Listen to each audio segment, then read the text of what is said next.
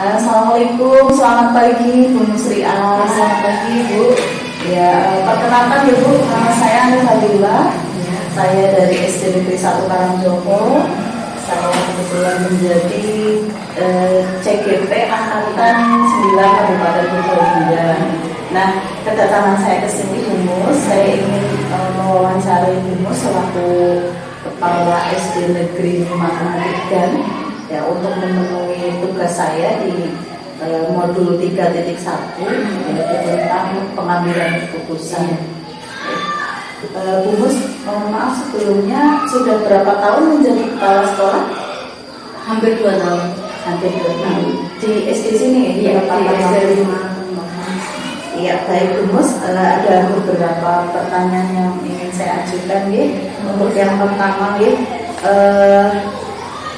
selama ini bagaimana cara Ibu Mus untuk mengidentifikasi kasus-kasus yang terjadi di SD Negeri 5 Pengadilan ini? Kan di sana ada kasus dilema etika ataupun kasus bujukan moral. Tapi mungkin lebih ke ini untuk kasus dilema etika ini. Ya, terima kasih atas pertanyaannya Bu Anila. Saya jawab mungkin belum bisa memuaskan juga ya, karena saya juga masih baru jadi kepala sekolah, jadi pengalaman juga belum banyak. Saya jawab sesuai dengan pengalaman yang sudah saya lakukan selama saya jadi kepala sekolah. Memang di dalam satu pendidikan itu banyak sekali dilema etika dalam ketika kita terjadi permasalahan ataupun ketika kita mengambil keputusan. Jadi dilema etika itu, jadi kita mengambil keputusan yang sama-sama benar ya, secara hukumnya itu, tapi ada bujukan-bujukan dari etika itu, moralnya seperti apa dan sebagainya. Jadi ketika saya mengambil keputusan itu, yang paling utama yang saya ambil adalah etika secara umum. Jadi dengan berbagai langkah-langkahnya, jadi ketika ambil keputusan itu tidak berdasarkan subjektivitas, emosi sesaat, itu tidak seperti itu. Jadi karena ini adalah dampaknya adalah bukan untuk saya personal, tapi untuk kepentingan orang banyak. Jadi banyak hal yang harus saya pikirkan ya, dan harus dalam kehati-hatian. Jadi tentunya saya akan mengambil keputusan dengan berbagai macam langkah-langkah tentunya. Dari melalui melakukan riset kecil atau sebuah observasi, kemudian berdiskusi dengan rekan guru, kemudian berdialog dengan masyarakat dan sebagainya.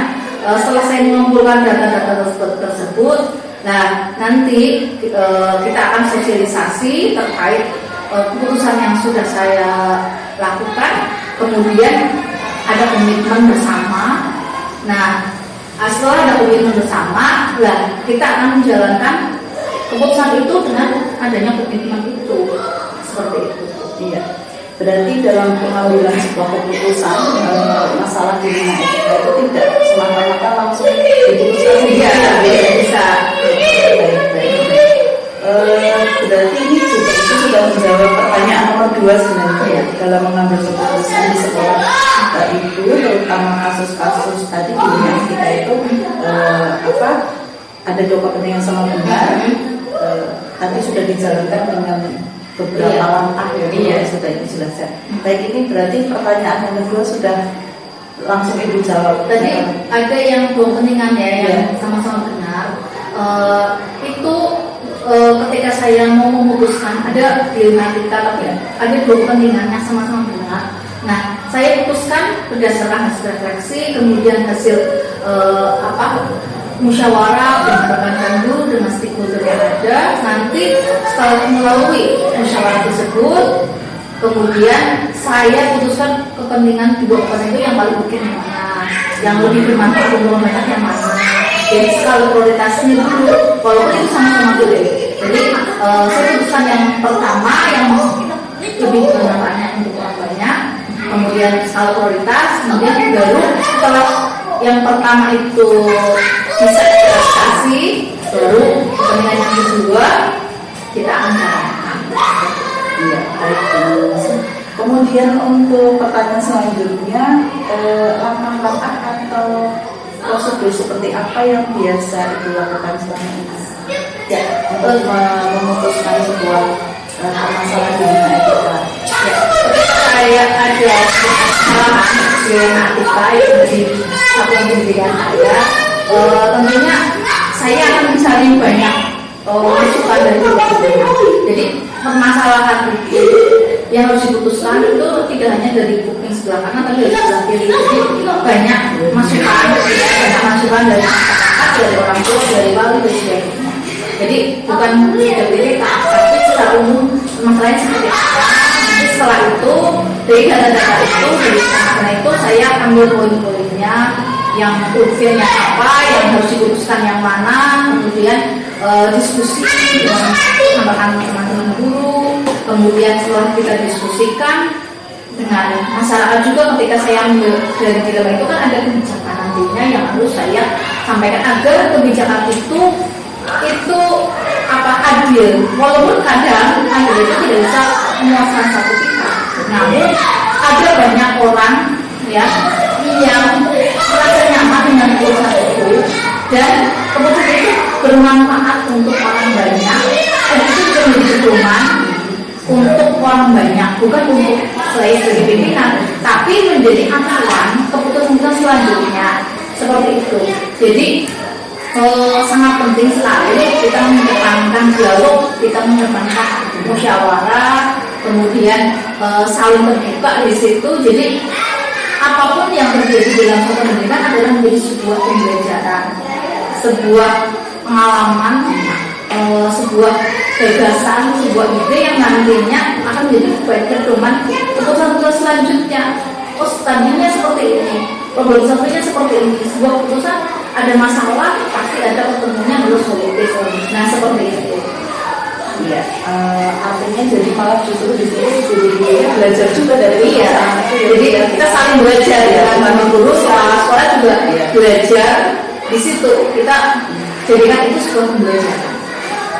Baik, Ibu, pertanyaan selanjutnya, menurut Bu Sri A, hal-hal apa saja yang Ibu anggap efektif dalam pengambilan keputusan pada kasus-kasus dilema etika? Efektif, efisien. Jadi ketika kita mau keputusan itu optimal, efektif untuk semua pihak, ya kita memang harus menampung aspirasi banyak orang. Kita harus banyak mendengarkan banyak orang, tidak perlu alergi terhadap masukan ataupun kritik. Nah, ketika kita sudah menampung, melakukan observasi, katakan riset lah, walaupun itu hanya riset kecil, tapi itu bisa menjadi acuan untuk kita mengambil sebuah diskusi, gagasannya apa, kemudian ketika berhadapan dengan rekan-rekan teman-teman guru, kita bisa lakukan diskusi, kemudian refleksi, dan permasalahan dilema etika itu kita luruskan bersama, kemudian kita bongkar, kita cari step by step, ini step A solusinya seperti ini, step B seperti ini, plan A, plan B seperti itu. Jadi ketika kita sudah diskusi bersama dan menjadikan sebuah pembelajaran untuk kita, untuk saya, untuk teman-teman, kita putuskan dengan komitmen.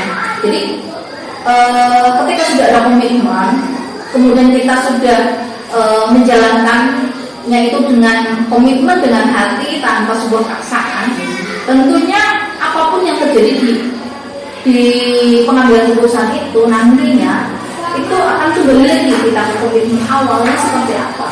Jadi kita putuskan itu dengan tanggung jawab kita bersama. Kalau sudah tanggung jawab kita bersama, mestinya kita akan saling membahu untuk menyelesaikan apa yang terjadi, tantangan yang mungkin ada, karena keputusan yang sudah dilakukan itu tentunya akan banyak prosesnya, itu tidak mudah dan ada hambatan-hambatan kecil-kecil yang ada, itu pasti ada.